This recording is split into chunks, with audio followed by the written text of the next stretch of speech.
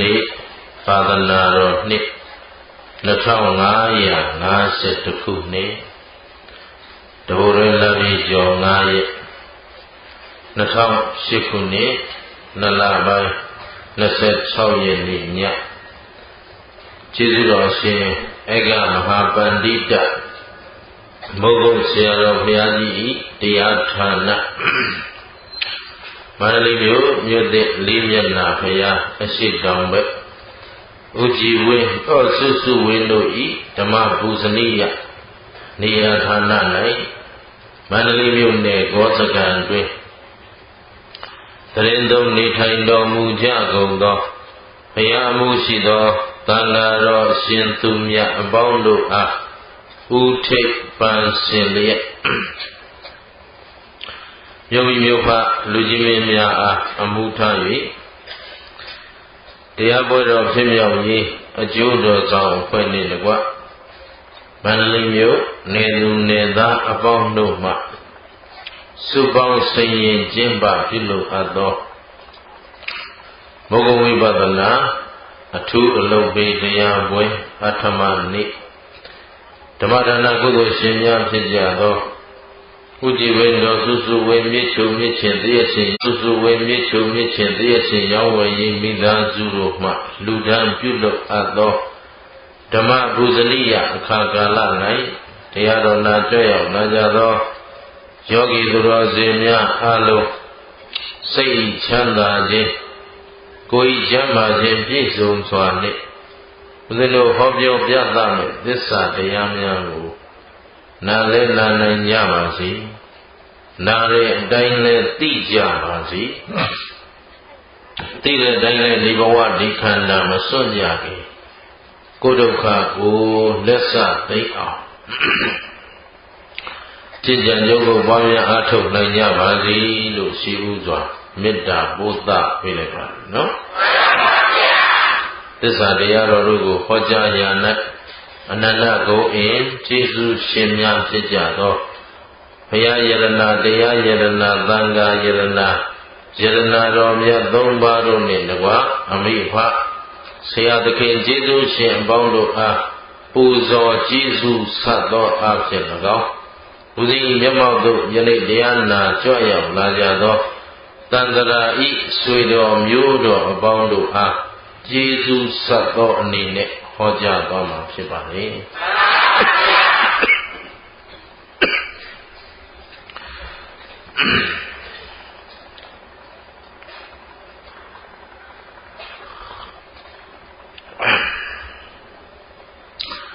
အလုံးသောသူတော်ကောင်းအပေါင်းတို့လည်းမမေ့မလျော့မပေါ့ဆသောတတိတရားမလျှော့သောဇွဲလုံးလာလက်ကင်ထားပြီးတော့ဒီဘဝဒီခန္ဓာမစွန့်ကြင်ကလေးမှာမိမိတို့ရရှိထားတဲ့အခွင့်လူအခါလူလေးကိုကောင်းစွာအသုံးချနိုင်အောင်မမေ့မလျော့ကြိုးစားပါလို့ရှင်းဦးစွာလေးစားစွာနဲ့တိုက်တွန်းပါနော်ဓမ္မောဟဝေရက္ခတိဓမ္မစာလေဓမ္မောဓမ္မဆိုတဲ့တရားဟဝေရက္ခတိတို့စောင့်ရှောက်တတ်တယ်ဘယ်လိုလိုကိုစောင့်ရှောက်လဲဆိုတော့ဓမ္မစာလေတရားကိုကျင့်ဆောင်သူကိုတရားကပြန်ပြီးတော့ပါမယ်ဘုရားတော်ကောင်းတို့ရဲ့ဦးဇင်းတို့ရဲ့လူဘဝအနှစ်သာရပြောစမ်းပါဆိုရင်လူဆိုတာလေအကောင်ဆိုအကြောင်းကျိုးအမှားမှန်တွေကိုပိုင်းခြားနိုင်လို့ပါဖြစ်တယ်အဲ့ဒါလူဘဝရဲ့အနှစ်သာရဒီတော့လူရယ်လို့ဖြစ်လာရင်လူဘဝမှာမကောင်းမှုတွေကိုမလုပ်ဖြစ်အောင်ရှောင်ရှားသွားနိုင်မှလူဘဝလာရတဲ့ခဏလူပိသားကောင်းမှုတွေကိုရတဲ့အချိန်တိုင်းမှာရသလောက်ကြိုးစားပြီးလှုပ်ဆောင်နိုင်မှလူဖြစ်ရလို့နာအဲ့ဒါမမေ့ဘူးလို့ဒါဆိုတော့ဓမ္မသဘောလောကဤသဘာဝအများသိအောင်ပေါ့လေ ဟာကြည်နိုင်ငံချင်းလောက်တာလူလားတိရစ္ဆာန်လားကွာဟာလူတိရစ္ဆာန်ပါဖေရဒီမေးနေဒီအဖြေကြီးဟာတမင်ညပြောနေတဲ့စကားတွေမဟုတ်အဲ့ဒီလောက်အသိကလေးမှမရှိကြည်နိုင်ငံချင်းနိုင်ရစားမိမိရော့ပေါ်ပေါ်ဆဆနေရင်ပခုံးတစ်ပတ်ကြာတော့ခေါင်းပေါက်သွားတယ်လူတော့မဖြစ်သွားဘူးဟောဘယ်လောက်ဆုံးရှုံးသွားတယ်ဆိုတာနော်လူဘဝရဖို့လွယ်သလားဒါလည်းအလုံးရိပ်မိလောက်ပါအရှင်ဘုရားဘာနဲ့သက်သေပြမှာဆိုလို့အဝေးကြီးသွားမကြည့်ပါနဲ့မျက်မြင်မှယုံနေဆိုရင်လောကမှာကိုယ်ပြင်နေရတဲ့ပတ်ဝန်းကျင်မှာလူနဲ့တိရစ္ဆာန်ဘယ်တိုင်းကများအဲ့ဒါအဖြစ်ပဲလူဘဝရဖို့လွယ်ရင်လူကမများဖြစ်မှာပေါ့တိရစ္ဆာန်ကနည်းနည်းဖြစ်ရမှာပေါ့ဘုရားတိရစ္ဆာန်ကညာနေတာအခုမဲ့ချင်းရင်မွေကင်းသားနဲတာမဟုတ်ဘူးပန်းလေးမျိုးလူဦးရေများသလောက်ချင်းကလည်းချင်းတစ်မျိုးတည်းတွေတော့အကောင်ကြီးလို့မရဒီပုဂ္ဂိုလ်တွေဒီချင်းလေးတွေကြည့်ပြန်တော့လေခုမွေလိုက်ခုသိလိုက်ဟမ်အဲ့တော့လူဘဝရခဲ့တာသိကြသလားအဲ့ဒီရခဲ့တဲ့လူဘဝကိုကမမေ့မလျော့တရားနဲ့လျော့အောင်အသုံးချတတ်မှာမပေါ်ကြနဲ့နော်တရားကိုချစ်ခင်လို့မြတ်နိုးလို့တန်ဖိုးထားလို့ဓမ္မသဘင်ကိုရောက်လာကြတဲ့ပုဂ္ဂိုလ်တွေမို့လို့လေးစားလွန်းလို့သတိပေးနေတာလူဘဝဆိုတာသက်တမ်းကတူတူလေးအခုခင်ဗျားတို့ကျလို့ရထားတဲ့သက်တမ်းလေးကတူတူလေးအချိန်သိမရှိဘူးအဲ့ဒါအချိန်ဖြုံးလိုက်ကြရင်မေ့ရောပေါ်ဆလိုက်ကြရင်ဒီဘဝလူဖြစ်ရတာလူကြီးရှုံးမှာအများကြီးနစ်နာသွားမှာသာသနာ့ဘာဆိုရင်မဆိုလို့ခုခင်ဗျားတို့ကသာသနာ့ဘာသားတွေလားသာသနာ့တွင်သားတွေသာသနာလည်းရှိနေတယ်သာသနာထုံးကားရအရက်မှလည်းတို့ပေါက်ဖွာလာဘုရားမြန်မာလူမျိုးတွေမှာဂုံယူစရာဒီတစ်ခုပဲရှိအားလုံးတနိုင်ငံလုံးတလူမျိုးစုတစ်ခုလုံးခြုံကြည့်လိုက်ငါဗမာပြည်မှာလူဖြစ်ရတာကျန်တဲ့တွေကိုစဉ်းစားကြည့်ဦးသူမင်္ဂလာဖြစ်ကုန်ဖြစ်ချင်ဘူးနေလည်းမနေချင်ဘူးတွားကျင်တာကြာလားအဲ့ဒါပေမဲ့အဖိုးမပြတ်နိုင်တဲ့ယရနာတစ်ခုဟာဒီမှာပဲရှိဒီဖရာရဲ့အဆုံးအမယရနာ၄ကြောင့်ငါတို့ဟာဒီနိုင်ငံမှာလူဖြစ်ရတာဂုံယူစေဟာဆိုတာဒါလေးတစ်ချက်ပဲကြတယ်အဲ့ဒီတစ်ချက်ကလေးကိုမှခင်ဗျားတို့ကောင်းစွာမဆောင်ရှောက်မစီးဘူးမလေ့ကျင့်မသိမ့်ပိုက်ကြတော့ဘူးဆိုရင်ဒါလူဖြစ်ကဘာမှရှင်မရှိနဲ့အကုန်ရှုံးဘယ်ပေါင်းစုံမှရှုံးထားပြီးသားမှဒီအဆုံးမှမလိုက်နာတော့ဘူးဆိုတို့ကမိအေးနှခါနာကွာရှင်းတယ်နော်အဲ့ရတဲ့အခွင့်အရေးကလေးကိုကောင်းစွာအသုံးချနိုင်အောင်အေးဒါနဲ့ပတ်သက်ပြီးတော့ဦးဇင်းတို့50နိဗ္ဗာန်တော်မှာဇနတဏ္ဍဇတ်ဆိုတာလေးရှိတယ်အဲ့ဒါလေးဦးဇင်းတို့ဒီနေ့ပြောကြည့်အောင်နော်မြတ်စွာဘုရားရှင်ကိုရောမြတ်ကြီးသာဝတိပိဇေတဝန်ကျောင်းတော်မှာသတင်းသုံးနေလို့ကောသလမင်းကြီးနော်ဘယ်သူလဲကောသလမင်းကြီးအဲဒီကျောင်းပြောတော့မယ်ဆိုတော့သူနဲ့ကောသလမင်းကြီးနဲ့ဖယားနဲ့အကြောင်းဝင်ပုံကိုလည်းနည်းနည်းလေးတာပြန်ပြီးတော့ဖြည့်ဆွတ်မှအနေရကြမှာပေါ့ကောသလမင်းကြီးနဲ့ဖယားနဲ့ကသက်တူရွယ်တူအသက်ရွယ်လဲတူတူအမျိုးနွယ်အားဖြင့်လဲခတ္တိယမင်းမျိုးကလာကြတာချင်းလဲအတူတူပဲအဲတော့အရွယ်အားဖြင့်လဲတူဂုံအားဖြင့်လဲတူတခါကောသလမင်းကြီးကတိုင်းကြီးသောလတဆိုတဲ့တိုင်း16တိုင်းပိုင်ရှင်ဆိုတော့ဧကရစ်ဘိယဘုရားကလည်း3လောကထွတ်ထားဟုတ်ပြီနော်ဆိုတော့ဂုံဒရတ်တွေကလည်းတခါတဲ့အပြည့်ဆိုင်ဆိုတော့သိပြီးတော့တယောက်နဲ့တယောက်ဘုရားကတော့ကိလေသာဂုံမိသားဆိုတော့ချစ်တယ်မုန်းတယ်မရှိဘူးပေါ့လေကောသလမင်းကတော့ဘုရားပေါ်မှာသိပြီးတော့ချစ်တယ်သိလဲမြတ်လို့တယ်သိလဲတန်ဖိုးထားတယ်အကိုကြီးတယောက်လို့တကယ်ချင်းတယောက်လို့ဆွေမျိုးရင်းချလို့ဆရာတယောက်လို့သူကအဲ့လိုအဲ့တော့ဘုရားထံကိုသူကအချိန်ရရင်ရသလိုသွားနေတာပဲဒါနဲ့မင်းမှုရေးရတယ်ရှုပ်ထွေးတာတွေ တိုင်ရင်ပြီးမှုရှင်းစရာလင်းစရာမရှိဘူးဆိုရင်ဒါသူဘုရားထံရောက်အဲ့ဒါပေမဲ့ကောသလမင်းကြီးဟာအခါတစ်ပါးကြတော့ဘာဖြစ်လဲဆိုတော့သူပိုင်ဆိုင်တဲ့မင်းစည်းစိမ်တွေကိုသူတစ်ခါပြန်အတွေးဝင်လာသူပိုင်တဲ့နယ်ပယ်အကျယ်ဝန်းကြည့်လိုက်တော့လေအကျယ်ကြီးတိုင်းကြီး16တိုင်းလုံးသူပိုင်ထားတယ်မိဖုရားမောင်မမိတ်တန်ချွေရန်သင်းပင်းနဲ့စည်းစိမ်ခံစားစရာတွေကြီးပြန်တော့လေအမှန်တမ်းမှသူ့မှာလိုတရနေတဲ့ဘဝဆိုတော့ဒါလေးကိုသူသွားပြီးတော့ตาယာပြီးတော့ဘုရားစီသွားဖို့သူမိတ်ဘာဖြစ်လဲဒါတော့တင်မဟုတ်သေးဘူးဘုရားထံသွားဖို့လည်းမိတ်တယ်လူဖို့တန်းဖို့လည်းမိတ်တယ်မင်းမှုရေးရာတွေစီမံခန့်ခွဲဖို့လည်းမိတ်နေတယ်ဆိုတာပို့ဆက်ဆက်နေလိုက်တာပေါ့လေမင်းကြီးရှင်းနိုင်ထိုးပြီးညီလာခံသဘင်စတော့ပဲကြီးလို့လိုက်ကွာဟုတ်ပြီနော်မင်းကြီးဘယ်ဟာတွေကဘယ်လိုဆုံးပြမှာတော့အောက်ကတလို့လျှောက်လာနေကြတယ်ကြီးလို့လိုက်ကွာဟုတ်လားဘေးလောက်တဲ့နေရာမိသားစုရောက်ပြီးအမိတ်မရလို့ရေမပေးရတယ်လို့ပေါ့ဗျာနော်အဲ့ဒါလေးတွေဦးဇင်းတို့နားမလဲတဲ့ကိစ္စလေးတွေရှိအရေးပေါ်လူမမာတွေဆေးရုံရောက်လာတယ်နော်စစ်ဆေးဘူးမလို့ပြုရသေးလို့မကုသေးဘူးဆိုတော့ဟောသေအောင်စောင့်နေတာဆရာဝန်တို့ကဆေးကူကိုစစ်တပ်နောက်မှစင်မင်းမချက်ယူထားလိုက်ပြီးနားမလဲတာပြောတာဘာသူမင်္ဂလာတို့ညံမမိတာပြောကြည့်ပါလေနော်အပြစ်ရှိရင်လည်းခွင့်လို့ကြပါနော်မိလောက်တဲ့နေရာအမိန့်ခံပြီးမှရေပဲ့ရမယ်ဆိုရင်လည်းကုန်ပြီပေါ့အခုလည်းကုန်တာပါပဲနော်အဲ့တော့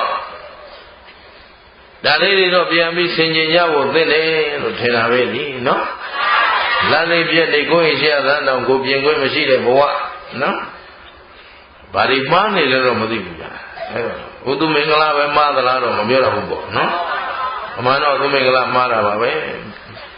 လူတိုင်းသိနေတယ်ဘာလို့ရှောက်ပြောနေလဲကိုတော့ညီညီနေလိုက်ပြီးတာပဲအေးညီညီကိုလည်းမနေတတ်ဘူးနော်သဘောပါသလားညီညီနေတတ်တဲ့လူမျိုးတွေမို့လို့လည်းခါလေခင်ဗျားတို့မကြခင်ချိန်ခွင်ပေါ်ရောက်တော့မှကျန်တာတွေတော့အကုန်ရောက်ပြီးကျိုးတို့ခင်ဗျားတို့ချိန်ခွင်ပေါ်တက်ဖို့ပဲကျန်တော့နော်အငြင်းချင်းနဲ့နေကြသဘောပါသလားအဲ့ဒါပဲအဲ့တော့ဓမ္မနဲ့မလျော်တော့ဘူးဆိုရင်အကုန်ဆင်းရဲတာပေါ့ဗျာ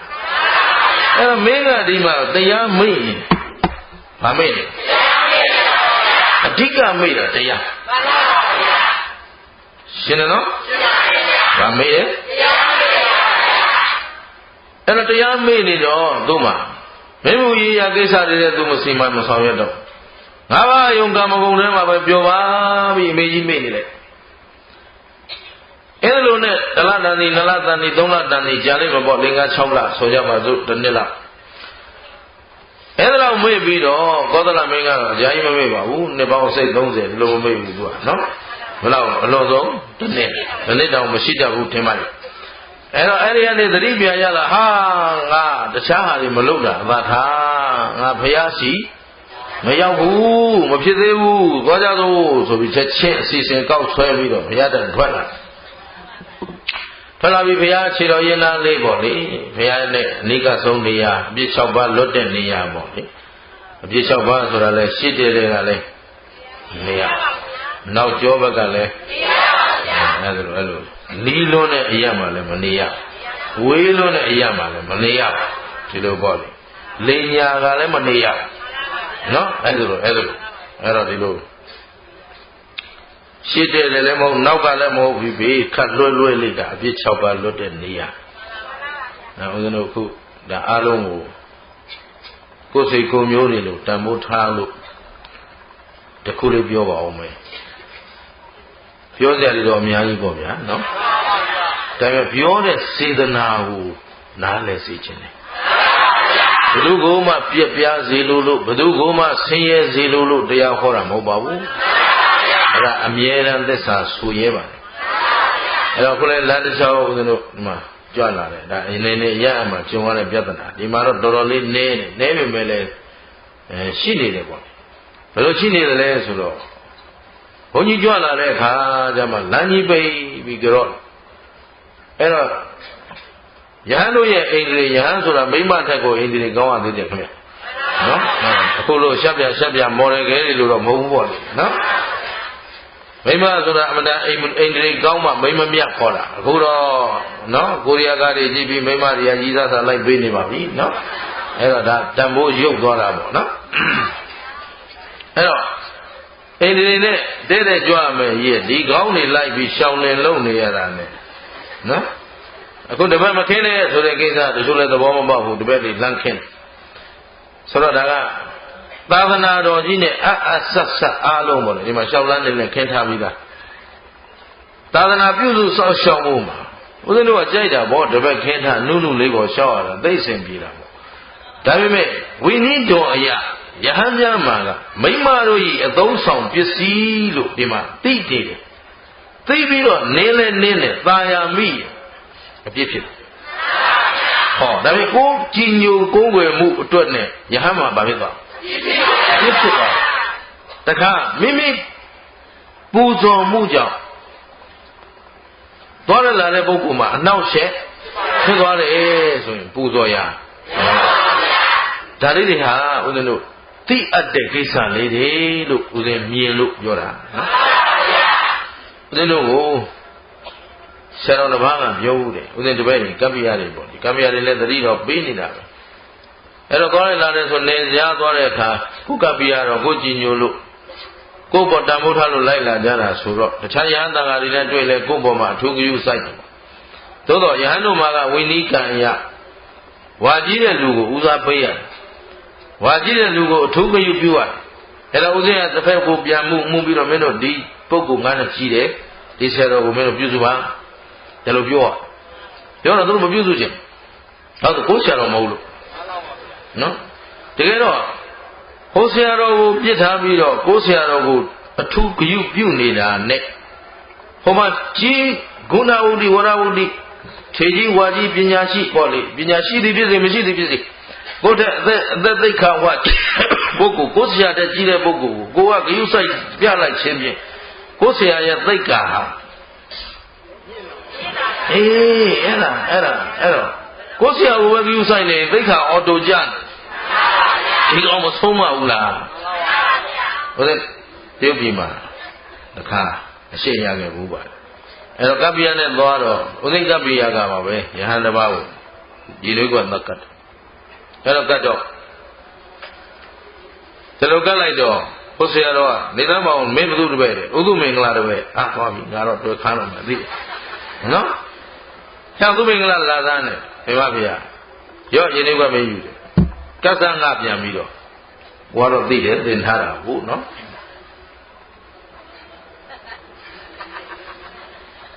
မင်းတပည့်မင်းမသိဘူးလားမင်းတက်ရဲ့နဲ့မသိတာမင်းအပြစ်တယ်ဟာဒုက္ခမှန်လားပါဗျာများပြီးတော့မှားသွားပါလေတပည့်တော်လဲတပည့်တော်သူတို့တငယ်ချင်းပေါင်းလို့ပဲညီကိုလိုပဲပေါင်းတာဟာပေါင်းတာပဲလူကြားသူကြားမှာလူလိုသူလိုနေတတ်အောင်မင်းသိရမယ်မင်းပြစ်ရှိမှန်ပါဗျာရှင်ပြပေးတဲ့အပြစ်ယူရမယ်ဒီလိုဖြစ်ရဟောလက်တပတ်ကတာဗမာတွေမလုပ်တယ်မသိဘူးလားနော်တပတ်ကကျိုးနေမြလားမသိနော်နှစ်ဘက်ကနှစ်ခုနဲ့ရအောင်ခိုင်ကဘလို့ခိုင်ရပါတယ်ဘလို့သေးတာလေးဖြစ်မိကျဆန်တောင်နှချောင်းခိုင်လို့ဖြစ်ပါတယ်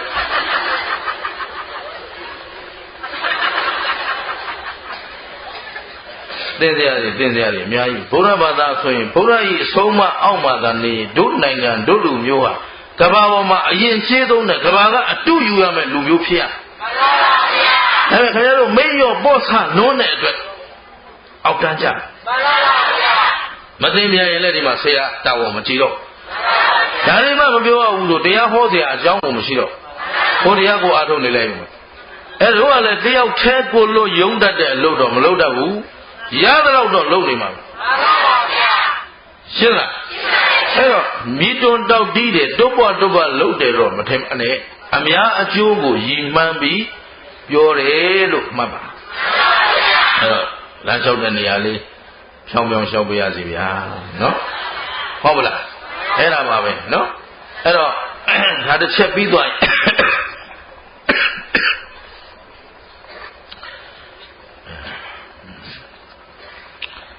ဖြည်းဖြည်းပဲလို့နော်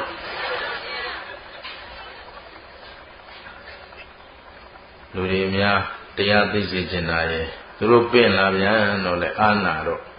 ဒီတော့မောတော့ကိုယ်ဆူလောက်ကိုငဲအောင်တဲ့အသေးစောသွားမယ်ကိုတော့နေပွဲတွေရှောက်ပြီးသူတို့ကပိတ်တော့သူတို့ပဲပိတ်တာဖြစ်မယ်တဲ့ကိုတော့ကတော့ပြီးတာဟုတ်တယ်မနေ့ပြန်လည်းသွားအောင်မယ်ကိုလေเจ้าတော့ရာပြီးကွဲနေအဲ့တော့ချောင်းဆိုးပြီဆိုနံရိုးပြန်နာပေါ့လေအဲဒီကျွမ်းနေချုပ်ပါလေလို့တော့ကြတယ်နော်ကြွားတာအဲ့တော့ကောသလမင်းကြီးသူခင်ဗျာဓမ္မကိုမေ့လျော့ပြီးတော့သူနန်းစည်းစိမ်မှန်ရစ်သွားတယ်ဘာဖြစ်လဲစည်းစိမ်မှန်ရစ်သွားတော့သူလှုပ်အပ်တဲ့အလုပ်တွေမေ့သွားပြီးတော့သတိပြန်လဲလာအာမဖြစ်ချင်ဘူးငါဖျက်စီသွားအောင်ပါပဲဘုရားထံသွားခုနအပြစ်6ပါးလွတ်တဲ့အရာမှာနေချိန်ကပြီးတော့မင်းကြီးတဲ့မဟာရာဇမြတ်သောမင်းကြီးမလာလာကြဘော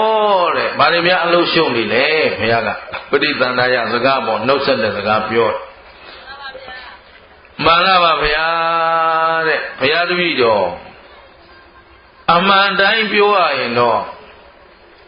မေ့နေတာဘုရားကောသလဖြောက်နေနော်ဒါဥပဒေအမတမအခုချိန်ဒီနာမည်ကြီးတဲ့မင်းပေါ့ကောသလမင်းဟာလေနာမည်ကောင်းလားနာမည်ဆိုးနဲ့နာမည်ကြီးလားနာမည်ကောင်းပါကောသလဆိုးတဲ့အပိုင်းကနည်းပါတယ်ဒေဝရတ္တုနာမည်ကြီးတာမျိုးကြတော့နော်ဆိုးပြီဆိုတဲ့ထဲကနာမည်ကြီးတာအဲ့လိုတော့မကြီးခြင်းရနဲ့ပေါ့ဗျာနော်အဲ့တော့ကောသလမင်းကြီးကမှန်လားပါတဲ့ဘုရားတပည့်တော်မေ့ရော့နေပါတယ်တပည့်တော်စိတ်ထဲရှိရတဲ့အတိုင်းပြောရရင်ကိုယ်စည်းစိမ်လေးနဲ့ကိုဟုတ်နေတာဘုရားကိုတိုင်းပြည်ကိုပိုင်တဲ့လေးကိုကြည့်လိုက်မှန်ဝင်လိုက်မောင်မမိတ်တန်ချေရသင်းမင်းနဲ့ကြည့်လိုက်မှန်ဝင်လိုက်ဒါလည်းလူတကာကရှင်ဘုရင်ဆိုတော့အကုန်လုံးရွတ်ကြိုးပြီးတော့ခါစားပြီးကြီးညိုနေတာကြည့်လိုက်မှန်ဝင်လိုက်အဲ့တော့သူတွေသူ့ကောင်းကုန်နေတိုင်းအကုန်ကြီးညိုတယ်ထင်ရင်ထင်နေဦးမှာနော်တချို့ကကြောက်လို့နော်တချို့ကယွန်လို့ရှင်းသလားရှင်းပါရဲ့နော်တဲ့ကိုစကားမပြောချင်လို့ကြောင်းနေတာကြောက်လို့တော့မထင်နဲ့ဆိုတာဟုတ်လားသဘောပါလားသောသလပြောတာပါမှန်ဝဲနေတာသူလက်ဥချီထားတိုင်းဟုတ်တယ်ထင်နေတာပေါ့အဲ့ဒီမှာသောသလမင်းကြီးသူကိုယ်တိုင်ဝန်ခံ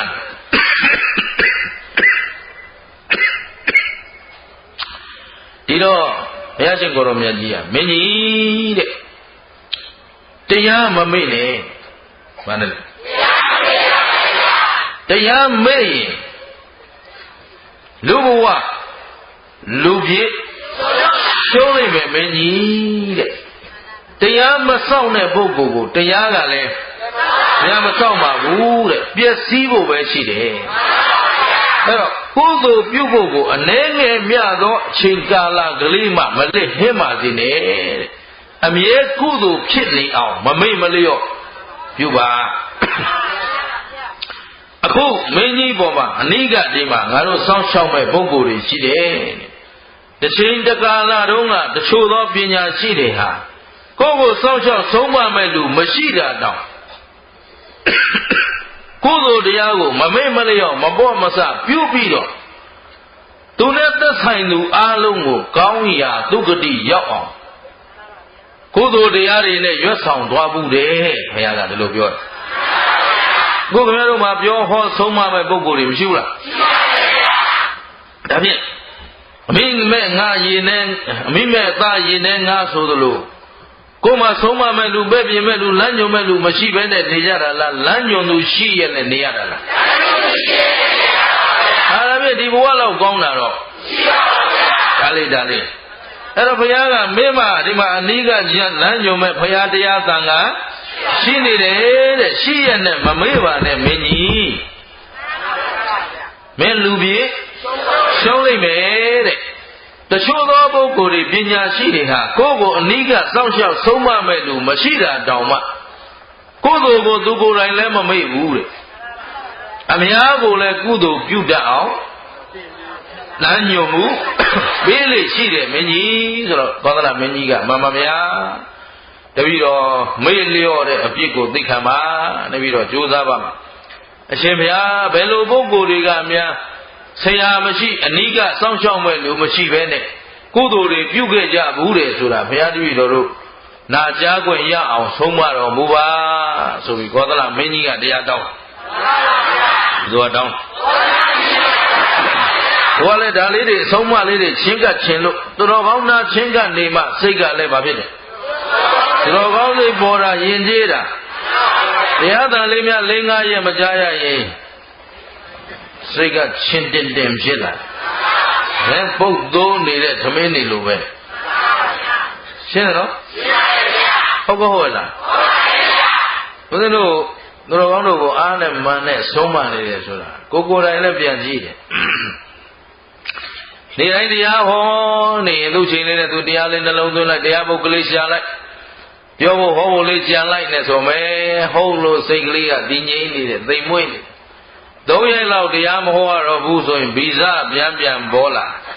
နော်ထိုးကျင်တာလို့ကြိတ်ချင်တာလို့တိုက်ချင်တာလို့ခိုက်ချင်တာလို့ခိုးချင်တာလို့ဝက်ချင်တာလို့ပေါ့လေသဘောပါလားအဲ့ဒါစကားတွေကစကြားလာတော့ခိုးရမသားတွေငါမင်းတို့အမုံကျိတ်ပလိုက်မယ်ရောမီးရှို့ပလိုက်မယ်ရောအမုံကျိတ်တာနဲ့မီးရှို့တာလည်းဝါသနာပါနော်ဒိုးတာကျိတ်တာဝါသနာပါတော့အဲ့ဒါချက်ချင်းစိတ်တွေကရိုင်းလာခုလိုမပြ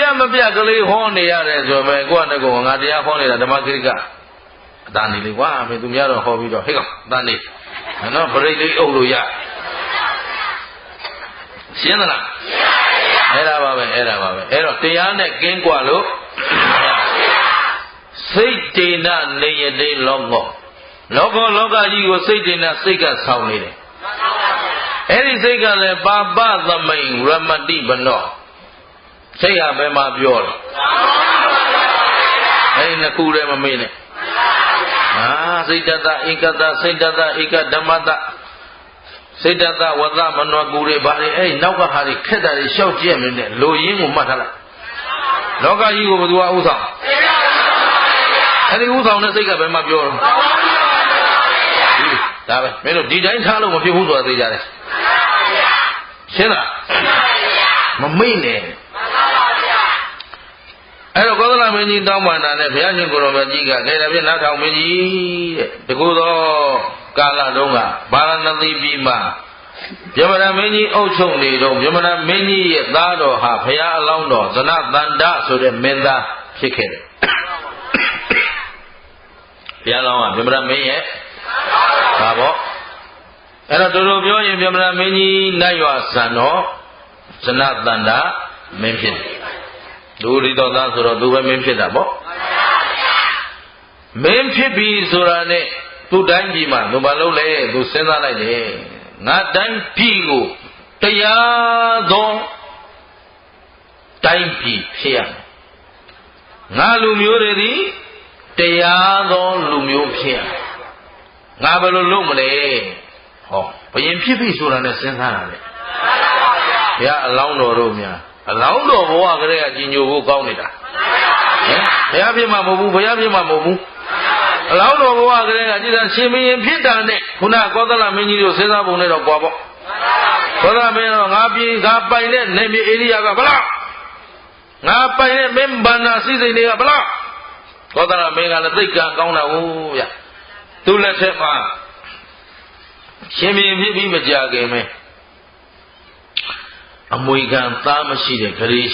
80ဂရေ60ဂရေ40ချမ်းသာတဲ့တထေးတွေကတဖြုတ်နဲ့သေးတော့အဲ့ဒီဟာတွေအကုန်လုံးသူ့ဗန္နာဖြစ်ကုန်ဘောဓလာမင်းတို့ကံကောင်းမှုကနော်ချဲထိုးเสียမလို့ဘူးနော်ကံရှိရင်ရရှင်းလား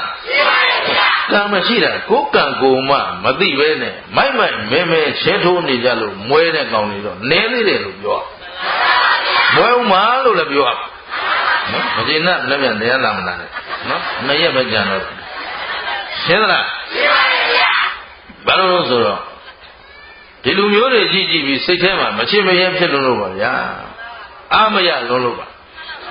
ကိုလူမျိုးကိုဖြင်းတယ်အားတယ်ပြောရပြန်တော့လေကိုကကိုရှက်လာပါပြီနော်အဲ့တော့ကောင်းပြီဘုရားအလောင်းဇနတန္တမင်းကြီးမင်းဖြစ်လာတဲ့အခါမှာဘာလုပ်လိုက်လဲဆိုတော့တိုက်ပြည်ကိုတရားသဖြင့်ငါအုပ်ချုပ်မယ် တရားသောတိုင်းပြည်ဖြစ်ရနော်ဒါလေးနော်စေရင်ကောင်းကစစဉ်းစားရင်သိကောင်းနော်ငါခုစေရင်ကောင်းဖြစ်ပြီငါကောင်းဖြစ်တဲ့စေရင်ကောင်းရမယ်အဲ့ဒီစေရင်ချမ်းသာအောင်ငါရွတ်ဆောင်မယ်တကုံးမရှိအောင်တကူကြဘိုးမရှိအောင်ဟမ်ငါရက်ကွက်လူကြီးတော့ဖြစ်ပြီဒီနေ့ကစပြီးငါရက်ကွက်အေးချမ်းစရာပဲตายရစရာပဲလူတွေမနဲ့လင့်လာတာနဲ့မကျေနပ်တဲ့ပြစ်တော့အသာမဖြစ်စေအောင်တလို့ပေါ့လို့လို့မဖြစ်ဘူးလားလမ်းညွန်တာပါမကျေနပ်လဲ sorry ပါပဲသဘောပါသလားအဲ့ဒါပဲကိုတာဝန်ဒါ duty တွေတာဝန်တွေရာထူးမဟုတ်ဘူးအာဏာမဟုတ်ဘူးဘာလဲတာဝန် ministry ဝန်ကြီးဆိုရင်အဲ့ဒီစကလုံးလေးတွေကကိုစဉ်းစားတင်ထားတယ်ငါးခွေထဲမှာခွေ80ထဲမှာတစ်ခွေမှာပါသွားတယ် ministry ဆိုတာလေးရှင်းထားတော့စာပေစီသေးရဲ့အဲ့ဒါဖြုတ်ပေးပါတဲ့လားပြောတယ်ဖြုတ်ဆိုဖြုတ်လိုက်ပေါ့ကွာငါနောက်တစ်ဝက်ထပ်ပြောလိုက်မယ်အဲ့ဒါအေးလားနော်အပြည့်သေးတော့နော်ဝန်ကြီးဆိုတာဘာလဲဆိုတော့ minister ဆိုတဲ့စကားလုံးရဲ့အဓိပ္ပာယ်လေးပြောချင်တာနော်အမှန်ပြောတာကိုလက်မခံနိုင်တာတော့မတတ်နိုင် minister ဆိုတာတာဝန်ရှိသူတဲ့ဘာလဲလဲဒီနေရာရဲ့ဝန်ကြီးဆိုဒီနေရာတစ်ခုလုံးဒီလုပ်ငန်းတစ်ခုလုံးဒီစီမံကိန်းတစ်ခုလုံးဒီကဏ္ဍကြီးတစ်ခုလုံးမှာသူ့တာဝန်ဒီလိုလာတာသူဝိုက်ဖို့မဟုတ်ဘူးရှင်းလားအဲ့ဒါဒီမှာဘုရားလောင်းစဉ်းစားပုံလေးစဉ်းစားတတ်ကြအောင်သင်ပေးတာနော်လူကြီးတွေကတော့ကောင်းဖို့မရှိတော့ဘူးကလေးတွေနောက်တက်မဲ့ဟာလေးတွေကောင်းရင်ပေါ့လေနော်နောက်တက်လေဆိုးလေဆိုရင်တော့ဒုက္ခပဲသဘောပါသလားအဲ့တော့လူကြီးကောင်းရခြင်းရင်ကလေးကလေးကောင်းမှဖြစ်မှာအဲ့ဒီစိတ်ကလေးတွေမှဝင်ပါစေတော့ဆိုလုပ်ပေးနေရဘယင်ဖြစ်ကြတဲ့စစဉ်းစားလိုက်ငါတိုင်းပြည်ဟာတရားသောတိုင်းပြည်ဖြစ်ရဟုတ်ပြီနော်ငါလူမျိုးဟာပထမဦးဆုံးကဘာလုပ်ရမလဲဆိုတော့ငတ်မို့ခေါင်းမသူမရှိအောင်အရင်လုပ်မယ်ဆိုတော့တနိုင်ငံလုံးကအခွန်ဘာနာတွေအားလုံးရုပ်သိမ်းတွေအခွန်ကောက်မကောက်တော့ရှင်းနိုင်ပါအဲ့ဘယ်အခွန်မကောက်တော့ဘယ်ဘာနာရနော်တိုင်းသူပြည်သားဆင်းရဲသားတောင်သူလယ်သမားများထမှလုံးဝခွန်ခမကောက်ရတိုင်းပြည်ကိုချမ်းသာအောင်သူအရင်လုပ်မယ်တဲ့ရှင်းနော်ရှင်းပါပြီသေသည်အစိမ်းစားတဲ့မင်းနဲ့အမဲ့စားတဲ့မင်းလိုပဲမရှိဆင်းရဲသားလက်လုံးလက်စားကုန်တဲ့ပွဲစားများထံကအခွန်အခကြီးစွာကောက်ခံခြင်းဟာတရက်ကင်းမဲ့စားရတာနဲ့တူတယ်အဲ့ဒါတွေလွတ်လပ်စွာရောင်းဝယ်ဖောက်ပန်းခွင့်ပေးပြီးတော့မှဟောတိုင်းပြည်မှာတထေးရှိဘေးလျာနာချွေလျာနာကြီးတွေရှိအဲ့ဒီပုဂ္ဂိုလ်ကြီးတွေထံကမှဟောသဘောပါလားတိုင်းပြည်ဆိုတာသောသောတုန်းကအဟုတ်တော့ကဒီလိုအုပ်ချုပ်တာဒီနေ့အမေရိကန်နိုင်ငံလည်းဒါပါပဲငါစစ်တိုင်းပဲဟေးဆိုတော့ဘယ်ဘေးလျာနာကဘလောက်ပြီးပြီဂျန်တဲ့လူထိခိုက်စရာအကြောင်းမရှိဘူးမဲ့မှာစားချိုးတယ်ရှင်းလားရှင်းပါပြီဆိုတော့ဖန်တန်တန်နဲ့ဆောင်းဆုံးမယ်သဘောပါလားအဲ့ဒါကြောင့်ဒီမှာစပြီးတိုင်းပြည်ကိုတရားသဖြင့်အုပ်ချုပ်တော့မယ်လို့စဉ်းစားလိုက်ကြတဲ့ကလေအခွန်ခရအရင်ဆုံးမလုပ်လိုက်ကင်းလို့ရှော့ချတယ်မို့ကင်းလို့ဖွင့်ပေးလိုက်တာမလို့ရှော့နေကြမ်းနေဦးမှာနော်ရှော့နေဟိုနားလည်မှုဆိုတာရှိသေးတာဟုတ်ဗျာဘန္နာနဲ့တော့မဝင်ဘူးသဘောပါသလားအေးဒါမှသိသလောက်ကုန်ပြောရင်ဒီနေ့ညပြီးတာနဲ့ရောက်သွားတော့ထားလိုက်တော့နော်အဲ့တော့ရှိသေးတော့ဒါဘုရားအလောင်းစဉ်းစားပုံကိုပြောတာပါအဲ့တော့တိုင်းပြည်အခွန်ဘာနာတွေအရင်ဆုံးကင်းလို့ခွင့်ပေးလိုက်အခွန်ခတွေနော်ချိုးတဲ့လွမ်းပါတဲ့အောက်ခြေအခွန်တွေအကုန်လုံးကင်းလို့ခွင့်ပေးလိုက်ပြီးတာနဲ့အလူမန္တကြီး16ခုဟုတ်ပြီနော်အလူမန္တအရာရှင်းမျက်နှာကိုပိုက်စိတ်ကြိုက်ပြီးတော့အလူမန္တကြီးချရတယ် မင်းဖြစ်ပြီးနောက်တနေ့ကလေးကရင်ဒီစီမံကိန်းကိုစပြီးအကောင့်ထဲဖော်တယ်စားစရာမရှိတဲ့လူစားစရာလာယူလိုက်ကြဝတ်စရာမရှိတဲ့လူဝတ်စရာလာလူခဲ့ကြအလူကြီးပေးဘာလို့လဲအလူကြီးပေးပြီးတဲ့အပြင်လူရင်းနဲ့တိုင်းသူပြည်သားတွေကိုသူကတရားဟောတယ်မင်းတို့မဟုတ်တာမလုပ်ကြနဲ့သူများပစ္စည်းမခိုးကြနဲ့လိုချင်သားစီလာတော့ဟောဒီလိုစားရမရှိငါပေးမယ်ဝတ်စရာမရှိငါပေးမယ်ဟုတ်ပြီနော်တခါတည်းအလူကြီးပေးပြီးတော့အားလုံးသူများသားမရမဆောင်ကားဖို့ဟုတ်ပြီနော်ပစ္စည်းဥစ္စာမခိုးမဝတ်ကြဖို့လိန်ညာမှုသားတွေမပြောဖို့ချင်းချင်းချစ်ကြည်ရင်းနှီးမှုကိုပြပြစေမဲ့ဂုံတိုက်တဲ့စကားတွေမပြောဘူးဒါလေးတွေဆုံးမပြီးလွတ်လိုက်တော့သူအချို့လို့တစ်နှစ်ပဲရှိသေးတယ်တိုက်ပြည်ကထောင်နေအကုန်ဖွင့်ထားဘာမှုမှမရှိတော့တော်မိုက်တယ်ဘရင်အမှုကင်းအောင်လုပ်ပြဟမ်ကျုပ်ကြားဦးတာပြန်အမှုရှာခိုင်းတာပဲကြားဦးတာကိုကြားဦးတာနဲ့ကိုပြောရတာနော်ဘယ်လိုစကားအမှုဘယ်နှခုရအောင်ရှာရမလဲတလားကြားဦးတာပြောတာနော်ဘောတော်ဘီကလေးတငယ်ချင်းတွေရှိရှင်ဖျားတယ်ဒီလိုအမှုလိုက်ရှာနေရတာနော်တငယ်ချင်းတွေပြောတာပါနော်စဉ်းစားကြည့်ဟုတ်ပြီရင်တော်မိုက်တယ်နော်သူဘာကြည့်အောင်လုပ်ဘာနဲ့ဘွားစားမလို့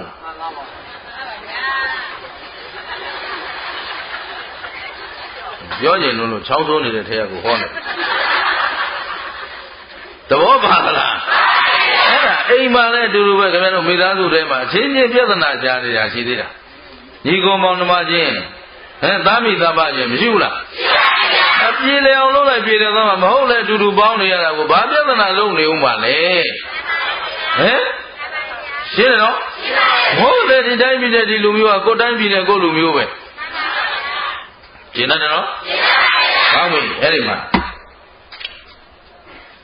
အဲ့လိုလူကြီးတွေပေးပြီးတဲ့အပြင်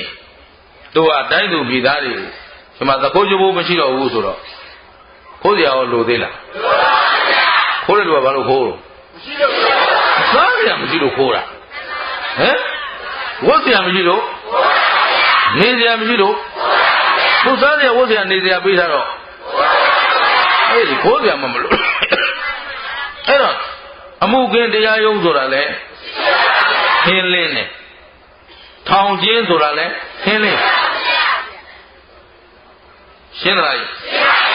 အဲ့ဒီမှာသနတနမင်းကြီးကတိုင်းသူပြည်သားတွေကိုငါအမြဲဆုံးမလေးရှိတဲ့အချက်10ချက်ရှိတယ်ကွာဘယ်နှချက်အဲ့ဒါကိုငါကိုယ်တိုင်လည်းမမေ့မလျော့ကျင့်တယ်တိုင်းသူပြည်သားတွေကိုလည်းကျင့်ခိုင်းတယ်ကိုယ်တိုင်လည်းတရားနဲ့လျော်အောင်ကျင့်တယ်လို့တိုင်းသူပြည်သားတွေကိုလည်းအမြဲတမ်းငါတိုင်းသူပြည်သားတွေကိုသတိပေးတဲ့အချက်10ချက်ရှိတယ်တဲ့ဒါဘုရားလောင်းသနတဏမင်းကြီးပြောတဲ့စကားဒီနေ့ဦးဇင်းပြန်ပြောမယ်ဒီဥစ္စာရှာခြင်းပညာရှာခြင်းမှာပညာကိုရှာပါငယ်ရွယ်စဉ်မှာပညာရှာရမယ်ချိန်ပညာမရှာခဲ့လို့ရှိရင်နောက်မှပူဆွေးခြင်းငိုကြွေးခြင်းနဲ့အကုသိုလ်အလုပ်တွေလုပ်တတ်တယ်တဲ့ရှင်းနော်ငါကွာငယ်တော့ဒါလေးမှတောက်အောင်မသင်ခဲ့ရအခုရောင်းဝယ်ဖောက်ကအလုပ်လုပ်ကြပြီဆိုတော့ပညာမတတ်တဲ့ခါကျတော့ဒုက္ခရောက်တာတွေမရှိဘူးလားကလေးတွေရှိတယ်ကလေးတွေရှိတယ်ခုခေတ်ကလေးလေးတွေလူတွေပို့ထားတဲ့ကလေးတွေကိုမနေဘူးဝက်လျှော့တွေမှာစာသင်ဆိုတော့မသင်ကျင်တော့ဘူးတဲ့ကြောင်းတက်ချင်မှုတဲ့အဲတော့ကာဝက်လျှော့လုပ်မယ်အေးလို့အခုနောက်လာတဲ့ကားတွေမပြင်းတတ်ဘာလို့မပြင်းတတ်တော့ဆိုတော့မော်ဒယ်မြင့်လာတော့ကဲတဲ့လောက်မဖတ်တတ်ကဲတဲ့လောက်တော့ပါတယ်မဖတ်တတ်တော့ဘယ်နာကင်လို့ကင်ရမှာဟာတပည့်တော့စာမသိခဲ့ရတာနာတာပဲလွန်သွားပြီသဘောပါလားဟဲ့စာပေကျမ်းကဘုဒ္ဓမရှိရင်သူများပြုသမျှခိုင်းရမှာ သူများပါဇက်ဖျားလမ်းဆုံးအဲ့အတတ်ပညာဟာငယ်ရွယ်စဉ်မှာသင်ကိုရှင်းလားသူလည်းတရားသိလည်းဒီတိုင်းပဲဒါပြညာနော်တရားသိကသားအရေးကြီးသေးတယ်ကိုအသက်ကြီးမှသိတဲ့လူတွေဒါအယိုးဆွဲပြီးတော့ဟုတ်တယ်လို့တော့ခေါင်းငိမ့်တယ်ကိုယ်တိုင်တော့မလုံနိုင်တော့ရှင်းလားအဲ့ဒါလူကြီးရုပ်ပါပဲအဲ့ဒီကြမှာနောင်တရနေလို့တော့အကိုပဲဒါကြောင့်မင်းတို့နောင်တမရစေနဲ့တဲ့ဘုရားကရပါလေနဲ့ဘုရားလောင်းတော်ကမင်းတို့နောင်တမရစေနဲ့ငယ်စဉ်မှာပညာရှာရမယ်ကာလကိုပညာရှာပါတဲ့ပညာရှာမထားရင်နောင်မှာပူဆွေးရလိမ့်မယ်ငိုကြွေးရလိမ့်မယ်ဥစ္စာရှာရမယ်အချိန်ကိုဥစ္စာစီးပွားဥစ္စာငယ်ရွယ်လုံနိုင်ကြိုင်နိုင်တော့ရှာထားမယ်အဲ့ဒီချိန်ပြင်းကြီးဖြစ်နွယ်ပြီးတော့ဟိုဟာလိုလိုဒါလိုလိုရောင်60တဲ့နီးအရွယ်လွန်လာမှလှုပ်ချင်လို့တော့ဒီနာမလားလူပေါင်းလူလောကလူဘဝရောက်နေပစ္စည်းဥစ္စာမရှိဘဲနဲ့နေလို့ရတယ်အထိုက်တန်တဲ့ဥစ္စာရအောင်တော့ရှာဝိသမလောဘတော့မဖြစ်စေနဲ့ပေါ့သမာအာဇီဝဖြစ်ရရှင်းတယ်ကလားကောင်းပြီသူများအသက်ကိုမတတ်ပါဘူးသူတစ်ပါးအသက်သတ်ဖို့တဲ့လူဟာတရားကြောင့်သောလျောင်းဆိုင်တဲ့အချိန်အိုမင်းရင့်ရော်လာတဲ့အချိန်မှာငါသူများအသက်တတ်ထားခဲ့တာတတ်မိပြီနောင်တရီရပြီးတော့ဆင်းရဲဒုက္ခမျိုးစုံနဲ့ဒါမသေးသေးဘူးနော်ဒါမို့ဝက်သက်တဲ့လူကဝက်လိုអော်ပြီးသေးရကြီးနွားသက်တဲ့လူကနွားလိုអော်ပြီးရရှင်းနော်ကျန်တာတတ်ရင်လဲတတ်တဲ့ဘောအသိဉာဏ်ရှိတဲ့သရဝတတ်မိလေပိုအပြည့်ကြီးတယ်ရှင်းလား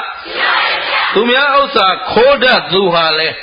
နောက်တစ်ဖန်ပူပန်ရတဲ့ဒုက္ခကိုခံရတတ်တယ်ခိုးထားတဲ့လူကရဲရဲသုံးရဲသလားလွတ်လွတ်လပ်လပ်နေရဲသလား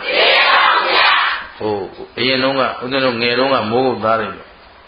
ဘောင်းမီဝတ်ထားတဲ့တရုံမမြင်တောင်ကြောက်နေရဘာဖြစ်လို့အကုန်ခိုးလုံနေရတာဟုတ်ရှင်းသလားသခိုးမရလဲဒီတိုင်းပဲဟုတ်ပြီနော်ကြီးလန့်စာသာသူ့ဘဝမှာငြိမ်းချမ်းမှုမရှိဘူးသဘောပါသလားရှင်းရောရှင်းရလားကောင်းပြီဒီမှာချောပြစ်ဂုံးတိုက်သောစကားကိုမပြောတာဘာလဲသူတစ်ပါးကိုချစ်ချင်းကွဲအောင်သူတစ်ပါးစီးပွားပျက်စီးအောင်သူတစ်ပါးအကျိုးစီးပွားပြက်ပြားအောင်ဂုံးတိုက်တဲ့စကားတွေမရှိဘူးလားပြောလိမ့်မရှိဘူးလားသူများမကောင်းကြောင်းဘုရားကြသာသာထိုးလို့ပဲအပြစ်ပုံစရာရှိအခုပုံနေတော့ဟုတ်တယ်လို့ပဲနောက်မှဒီအတွက်ပူဆွေးရခြင်းကြောင်းကြရခြင်းဒုက္ခတွေမလာဘူးလားအေးအဲ့ဒါဘယ်ဒုက္ခမှမပြောပါနဲ့တဲ့ဘုရားလောင်းဆုံးမတဲ့စကားဘယ်နှချက်ရှိသွားလဲ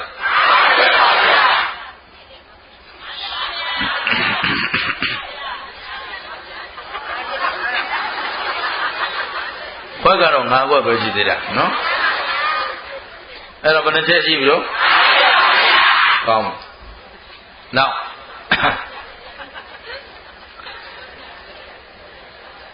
မိဘကိုပြုစုလုပ်ကျွေးရမယ်ဘာလဲ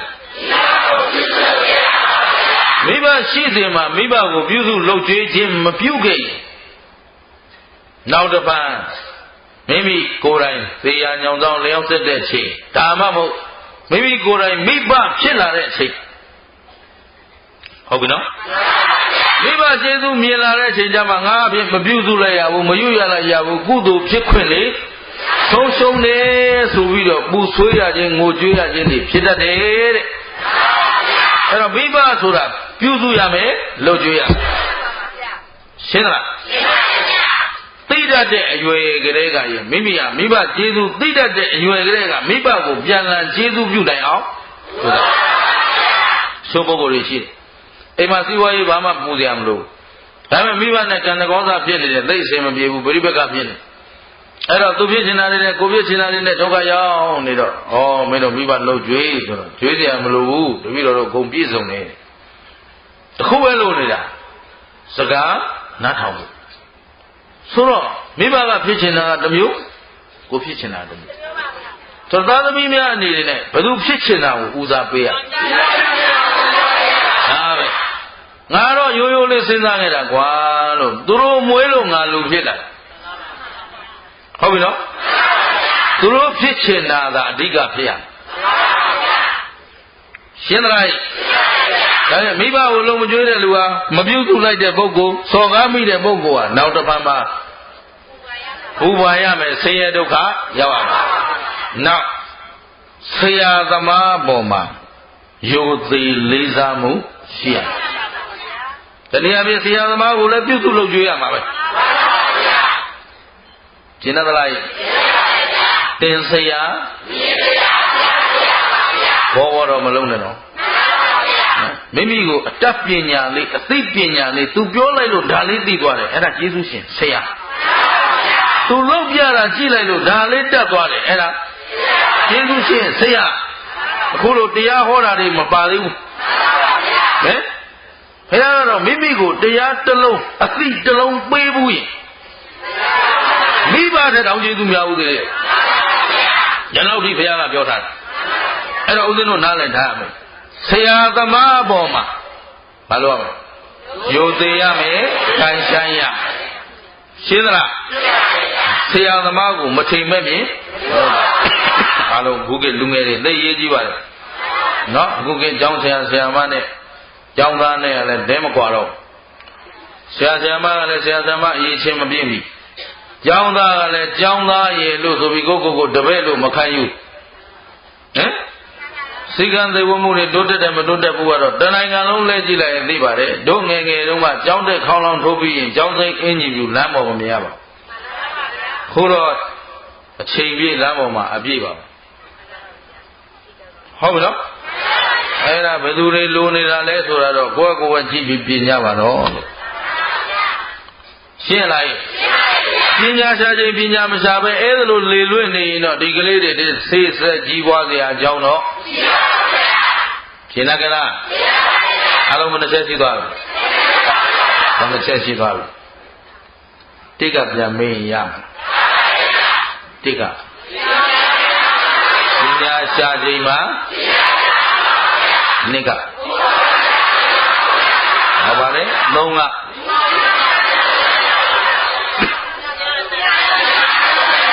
သူများတဲ့လေးကသူများဥစ္စာငါးကသောပြည့်ဂုံတိုက်တဲ့စကားငါးကမိဘကိုလုပ်ကြရမယ်6ဟမ်ခုနှစ်ကဆရာကိုလုပ်ကြွေးသမှုပြုရဒီထိမှတ်မိပြီနော်လာမယ်နောက်တစ်ချက်လောကမှာတဲ့အိမ်တော်မရှိသေးတဲ့သားမျိုးသမီးမျိုးတွေများစွာရှိပါရဲ့နဲ့သူများသားလင်ခင်မုန်းကိုပြစ်မှားစော်ကားမိခဲ့ကြရဲ့နောက်တစ်ချိန်မှာပူပန်ရခြင်းငိုကြွေးရခြင်းဆင်းရဲတွေနဲ့ကြုံရမှာသူများသားမယားမပြစ်မှားပါနဲ့မိမလူကျင်သမားဆိုကျဲတဲ့လောက်ယူအပြိုတွေအများကြီးပါဟမ်ယောက်ျားလူကျင်သလားဆိုကျဲတဲ့လောက်ယူပေါ့မိမတွေကတော့ယောက်ျားမျိုးယူလို့တော့မဖြစ်ဘူးပေါ့လေပြောပြဟမ်အဲ့ဒါလဲကြွားတယ်မကျင်တတ်ဘူးဆိုလဲယောက်ျားဘဝရောက်အောင်ပြန်လုပ်လို့ပြောရုံပဲမတူတာတော့မတူတာပဲသဘောပါလားအဲ့ဒါပါပဲအဲ့တော့ဘုရားပြောထားတာကိုအဲ့လိုပြောထားတာသူများသမီးမျိုးတွေအိမ်တော်မရှိသေးတဲ့သမီးမျိုးများစွာရှိပါရဲ့ကနဲ့ဟုတ်ပြီနော်သူများအိမ်ရာပြစ်မှားမိသူဟာတဲ့ နောင်မှာပူဆွေးရမယ်ငိုကြွေးရမယ်နောင်တရခြင်းနဲ့အတူပျက်စီးရမယ်ရှင်းတယ်ကလားဘယ်နှချက်ရှိပြီဒီချက်ဆိုတော့10ချက်ပြည့်အောင်ပြောရမှာနောက်2ချက်ပဲကြံတော့တယ်နော်နောက်တစ်ချက်ကအလူတန်းမိမိရှာဖွေထားတဲ့စီးတဲ့ဥစ္စာတွေကိုအခါအားလျော်စွာမလို့အလူတန်းပြုရ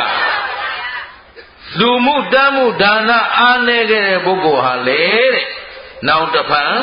ပူဆွေးငိုကြွေးရတတ်တယ်လူချင်းတန်းချင်းပေးချင်းကမ်းချင်းစွန့်ကြဲခြင်းမရှိဘူးလားရှိပါတယ်အသေးသေးပြောရရင်ဒါလေးနားလဲအောင်ပြောရရင်ကိုယ်တစ်ပတ်သားမြေး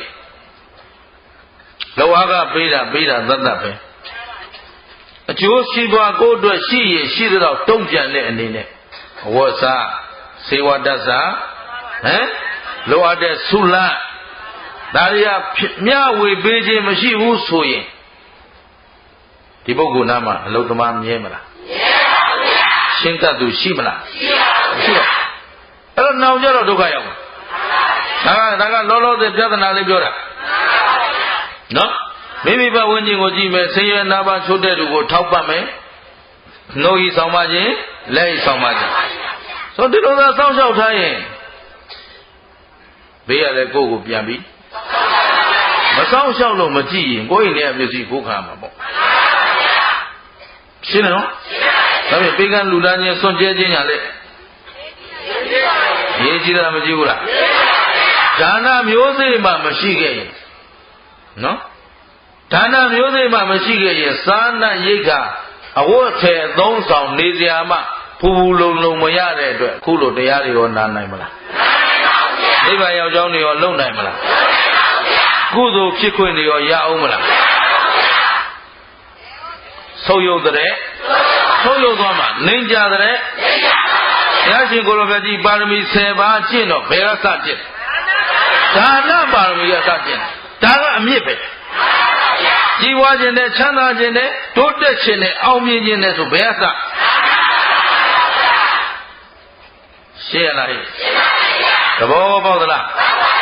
နောက်ဆုံးတစ်ချက်လာတော့မယ်ဆွေးချက်ပြပြီလားခုနောက်ဆုံးတစ်ချက်ဆိုပြပြီနော်ဒီမှာအပြာရောင်လေးက6ခွက်အနီရောင်က3ခွက်နော်အဲ့တော့9ခွက်ရှိသွားပြီ9ခွက်ဆိုတော့9ချက်ပေါ့နော်နောက်ဆုံးတစ်ချက်ကယဟန်တန်ဃာများထံရှင်းကပ်ပြီးတော့အဆုံးမနာယူရဟောလူပညာရှိယဟန်ပညာရှိမရှိဘူးလားရှိပါရဲ့မိမိမှာအဲ့ဒါလိုကိုးကွယ်စရာနှီးနှောစရာတိုင်ပင်စရာအဆုံးမခံယူစရာဆရာသမားရှိဖို့ရှိရမယ်တဲ့ဒါမြင့်မြတ်သူသမဏဗျမဏရှင်းသလားအဲ့ဒါလိုလမ်းညွှန်စရာမိဝဲစရာဆရာကောင်းသမားကောင်းမရှိတဲ့ပုဂ္ဂိုလ်ဟာနောက်တစ်ချိန်မှပူပါရမယ်ပျက်စီးခြင်းပဲကြုံရမယ်ရှင်းသလားအခုကောသလမင်းကြီးဘုသူစီလာဖို့မိတ်သူမှသုံးပါမယ်ဘုရားတရားတန်ခါမရှိဘူးလားရှိပါဘူးအဲ့ဒါကိုသူချင်းကပ်ဖို့မိတ်အဲ့ဒါလေးကိုဒီဘုရားကနောက်ဆုံးထားပြီးပြောတယ်မှတ်မိအောင်လို့ဘာလို့နောက်ဆုံးကဟာမှတ်မိတာများတာဟုတ်ရှင်းသလားကဲအားလုံးဒါဆောင်းထားမယ်ကိစ္စတွေတိပညာရှားခြင်းမှာပညာရှားတာအခုလိုမျက်လုံးလေးကောင်းလုံးစာဖတ်နိုင်လို့စာများများဖတ်ကြနော်ကိုရီးယားကားကြီးကြည့်မနေနဲ့ဘာမှအတူယူစရာခတ်ကောင်းကောင်းသိမ့်မရှိတော့နော်သူများမရနဲ့သူ့လင်နဲ့နော်လင်ရှိသူနဲ့မရရှိသူနဲ့အပြန်လန်ကြိုက်ပြီးတော့နော်ဒီလင်ရှိပြီးသားပြန်လူ3ဘွဲ့ကနေ4ဘွဲ့ဆိုင်5ဘွဲ့ဆိုင်ဘာမှလွမ်းเสียရှိလို့အဲ့ဒါတွေကြည့်ပြီးအချိန်ကုန်နေတော့ဘာတက်လာတော့ဆိုသူတို့နော်အဲ့ဒါပဲကြာကူလီလုပ်ဖို့ရနော်ဟာလားမိမတွေကလိုက်ပြီးတော့ဟော့ရှော့ရေးစားစားမေးမယ်နော်ဗလတိုင်းဒေးသူတို့တောင်စလုပ်လိုက်သေးတယ်နော်အဲ့တော့ခုခေတ်နော်သူမင်္ဂလာဒါကိုအမေပြောတယ်မေဟာအမေမွေးတာနှစ်40လောက်စောသွားခုမှမွေးရင်အဆင်ပြေတယ်ဘိုးတော်ကကိုကမပြောရတာနဲ့မရတာ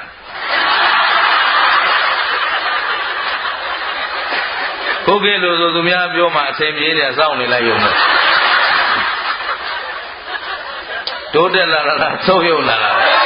အဲ့ဒါပါပဲပညာကိုအဓိကထားပြီးရှားရမှာပညာကအချိန်နဲ့အချိန်လှုပ်လို့မှမှီမှတော့နောက်ဥစ္စာရှားရမယ်ငယ်ရွယ်တက်ကြွနေတော့အားအင်ရှိတော့ရှားထားဘုလုံးကလို့ဆိုတော့60ကျော်လောက်ဆိုမကောင်းတော့ဘူးပြောမှာအခုတော့ကိုတွေးပဲပြောမှာပဲ40ကျော်ရင်ကိုသိမ့်မဟုတ်ချင်းရှင်းလားသူများအသက်မသတ်ပါမယ်အဲ့ဒါတော့ဘယ်သောအခါမှမသတ်ပါနဲ့သတ်ဖို့လည်းမကြံပါနဲ့ဘယ်သူများသတ်မယ်ဆိုလဲခေါင်းသာဆင်းပေးလိုက်ဘာမှမတတ်နိုင်ဘူးနောက်သူများဥစ္စာမခိုးပါနဲ့သူများပစ္စည်းဆိုရင်စိတ်နဲ့တောင်မပြစ်မနဲ့30ပေးပြီး9000လည်းမလိုချင်နဲ့ကွာတရားသဖြင့်30ပေးပြီး6000ယူမယ်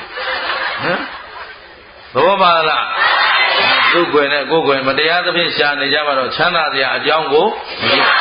သိကောင်းပါပြီဂုံတိုက်စကားမပြောနဲ့ဆိုတာအဲ့ဒါကိုယ့်အကိုဖြောင်းဖြောင်းမှန်မှန်ပြောရံများတယ်ရှင်းလားဂုံတိုက်တဲ့ပုဂ္ဂိုလ်ရံသူဘောတော့ဗောရံသူဘောရင်အေးချမ်းချမ်းနေလို့ရသေးလားကြည်လို့ကြဘယ်ဟာမှမမြဲဘူးရထားတဲ့စီစဉ်ကိုမြဲသလားရာဓုကောချိန်တန်ကိုလည်းရောက်လာမှကြည်လို့နောက်ဒီပါကိုနောက်ဆရာသမားကိုလုပ်ကြရမယ်ယူသေးကိုင်းရှင်းရကျေးဇူးသိရမယ်ပေါ့နောက်ဘယ်လိုသူများသားမယားကိုဒီပါရဟုတ်ပြီနောက်ခါအားလျော်စွာဘေးကန်းစွန့်ကြဲလူဒန်းခြင်းကိုလုပ်အောင်နောက်အဲ့ဒါပါပဲမိမိအတွက်ချင်းကပ်ဆရာကောင်းသမားကောင်းရှိရဆရာကောင်းသမားကောင်းရဲ့အဆုံးအမကိုခံယူရမယ်မပြတ်ချင်းကပ်ပြီးတော့ခံယူနိုင်ရမယ်အဲ့ဒီဆယ်ချက်နဲ့ပြည့်စုံအောင်နေကြမယ်ဆိုရင်နောက်တစ်ဖန်ပူဆွေးငိုကြွေးရခြင်းကကျင်းလို့ပြီးတော့လူဘဝဟာလူဖြစ်ကြိုးနတ်ပါလိမ့်မယ်လို့ဘုရားလောင်းပညာရှိကသူ့တပည့်တွေကိုသူ့တိုင်းသူပြည်သားတွေကိုဒါအမြဲတမ်းဩဝါဒပေးပြီးတော့အုပ်ချုပ်လိုက်တာသူ့တိုင်းပြည်မှာဒီဘယနတ်ရွာစံတဲ့အထိတရားရေးဌာနအလုံးမရှိနော်အချင်းစကားအလုံးမရှိအားလုံးအေးချမ်းသာယာစွာနဲ့စိုးစိုးပြေးပြေးချမ်းချမ်းသာသာနေကြပြီးတော့လူတွေလည်းကုသိုလ်တရားတိုးပွားပြီးတော့နတ်ပြည်ကိုပြည့်စေတယ်လို့ဘုရားကပြောပါတယ်ရှင်းသလားအခုဦးဇင်းတို့တော်ကောင်းတို့ဟာဘယ်လိုအဆုံးမအောင်မှနေကြတာလဲမတို့အတွက်အဓိကဟာဘယ်သူဆုံးမပဲလဲဘုရားဆုံးမသာလျင်ပထမဘုရားဆုံးမသာလျင်ဒုတိယဘုရားအဆုံးအမသာလျင်တတိယပါပဲတရားတော်ကိုသာပထမဒုတိယတတိယအရေးကြီးချပြီးတော့အားထုတ်ကြမယ်ဆိုရင်ငါတို့လူပြေရှုံးစရာအကြောင်းမရှိတော့လူပြေအကျိုးရှင်းတတ်သလားဒါဖြင့်ပေါ်ပေါ်ဆဆနေကြမလားကြိုးစားကြမလားဒါဖြင့်သတိထားအဲဒီမှာကောသလမင်းကြီးကိုဘုရားကအဲ့ဒါလို့ဆုံးမတော့ဝမ်းမြောက်ဝမ်းသာနဲ့များစွာနှစ်ချိုက်ပြီးတော့မင်းကြီးကမှန်လားပါဗျာတဲ့တပည့်တော်ဒီကရှိဒီလိုမေ့ရော့ပေါ့ဆာမှုမဖြစ်စေရပါဗျာမပြအဆုံးမကိုခံယူပါမယ်အာမဘန္တိဟောသလားမင်းကြီးကတော့အာမဘန္တိခံသွားတယ်သူကတော့ဒီဘဝကျွတ်တန်းဝင်ရမယ့်ထဲမှာမပါတော့ကျွတ်တော့မကျွတ်ဘူးပေါ့ဒါပေမဲ့နောက်လိုက်နောက်ပါလေးနဲ့တရားနာကြတဲ့ပုဂ္ဂိုလ်တွေကတော့ဒီဆုံးမလေးနာယူရင်တဲ့နောက်မှာသောတာပန်ကြီးကြီးသွားကြတယ်။ဘာလို့ဆိုတော့ဘုရားပေါ်မှာသက်ဝင်မှုယုံကြည်မှုအခုဘုရားပြောသွားတဲ့စကားတွေဟာသဘာဝကိုဆန့်ကျင်ပြီးပြောတာလားသဘာဝတရားတွေအသိဉာဏ်ရှိသူတိုင်းမြင်တယ်။ရှင်းတယ်နော်။မြင်တဲ့နေရာလဲအကောင်းကိုအကောင်းတိုင်းမြင်ဖို့လိုတယ်။အမှန်ကိုမှန်တိုင်းမြင်ဖို့လိုတယ်ဒီနေ့လောကကောင်းကျိုးပြောနေတာလားကိုယ်ကောင်းအောင်ပြောတာလားဆိုးအောင်ပြောတာလားကိုမကွဲကြတဲ့လူတွေတပုံကြီးကိုယ်အတွက်လမ်းမှန်ကိုပို့နေတာလားလမ်းမပို့နေတာလားမခွဲနိုင်တဲ့လူတွေလုံးကြီးအဲ့တော့ပေါ်စားနေကြမလားသိအောင်ကြိုးစားကြ သိတဲ့အတိုင်းလဲရှင်းလောကမှာမမေ့အပ်တာမမေ့အပ်တာဘယ်တော့မှမမေ့ကြဘူးအချိန်တိုင်းမေ့အိယာဝင်အိပ်ပျော်တဲ့အထိတရားအသိရှိပါစေအိယာကနိုးတာနဲ့တရားသောစိတ်ကလေးတွေနဲ့ထားပါဘယ်သူကိုမှလည်းအဘိဓါမပွားနဲ့ဘယ်သူကိုမှလည်းမကြည်မနှက်မရှိနဲ့အကြောင်းတရားနဲ့အကြောင်းကောင်းမှငြိမ်းအောင်လုပ်နော်ရင်ထဲအမိတွေငြိမ်းထားကြအတွင်းမိငြိမ်းရင်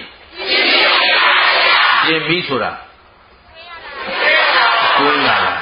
အတွင်းကလောဘဒေါသတွေကြောင့်လောင်တာဒီနေ့မိရေးကြည့်တယ်နော်ဒါပေမဲ့မိငြိမ်းရင်အဲ့ဒီ10ပါးဆောင်ကျင်တတ်သလားဒီ10ပါးသာအသီးသီးဆောင်ကြမယ်ဆိုနောက်ထပ်လောင်တရားအကြောင်းအဲ့တော့ဘယ်မိအရင်ငြိမ်းအတွင်းမိရင်ငြိမ်းလောဘဒေါသမိတွေငြိမ်းပြီးတော့ငါတို့ဝိသမအလုပ်ကိုမလုပ်ဘူးဘုရားဆုံးမအတိုင်းနေဟောဒုသားပဲဟုတ်ပလားဒါပေမဲ့တရားနဲ့လျော်အောင်ကျင့်တယ်မကျင့်နဲ့အဲ့လိုကျင့်တဲ့ပုဂ္ဂိုလ်ကနိဗ္ဗာန်မဲ့ဖို့ရနိုင်မရနိုင်နိဗ္ဗာန်ရောက်ကြောင်းနေကြီးပါပဲဒီထဲမှာပြန်ချုံကြည့်ရင်သီလရဲ့သမာဓိရဲ့ပညာဒီသုံးပါးပေါင်းစုံမိရင်ပဲရောက်မှာအဲ့တော့သီလသိက္ခာလည်းကျင့်တယ်မကျင့်နဲ့သမာဓိပညာအဲ့တော့ပညာမရှိဘဲနေကြရင်လည်းအကောင်းဆုံးကျိုးပြည့်သိပါမလားမသိရင်လူပြည့်လူဘဝရကြိုက်ကလေးကြိုးစားဖို့သိမသိအဲ့တော့မမေ့ကြပါနဲ့ဘာမမေ့ဘယ်တော့လို့အားလုံးရှင်းပြီနော်ဒါပဲသတိထားဒီညာနဲ့ကြည့်တော့တို့မှာခန္ဓာဘယ်နှပါးမြဲသလားပိုင်သလားထိုင်သလားကိုယ်နဲ့ဆိုင်တဲ့ခန္ဓာလားမဆိုင်တဲ့ခန္ဓာလား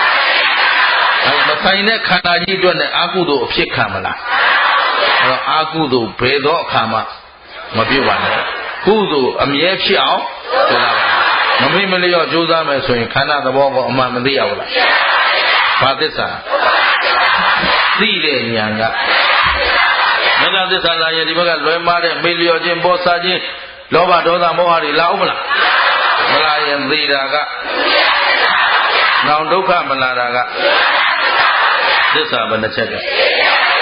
ဒီကဲတော့သစ္စာ၄ချက်တပြိုင်တည်းကြိုက်မှသာလျှင်တန်တရားဝတ်တွင်းကလွတ်ကင်းနိုင်မှာဖြစ်တဲ့အတွက်မမေ့မလျော့မပေါ့ဆပဲနဲ့တရားဆောင်သူတွေဖြစ်အောင်ကြိုးစားကြစို့လို့တိုက်တွန်းရင်းနဲ့နာကြစို့